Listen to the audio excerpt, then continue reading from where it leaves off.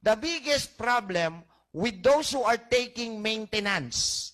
Maintenance. Tanong, yung gamot na iniinom mong maintenance, may chemical ba o wala? Meron po. Meron. At ang chemical, pag pumasok sa katawan ng tao, mabuti, masama?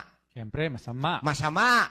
Ano ang dalawang organ, dalawa ha, na sumasala ng chemical pag pumapasok sa katawan?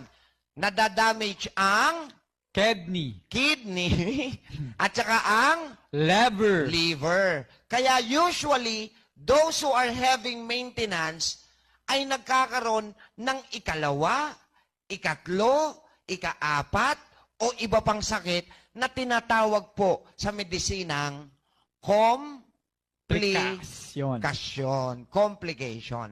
At kapag nagkaroon ka ng komplikasyon sa kidney, bibigyan ka ng panibagong gamot para sa kidney. Yung gamot para sa kidney, may chemical o wala? Meron po ulit. Okay. So, another complication. Naintindihan ba?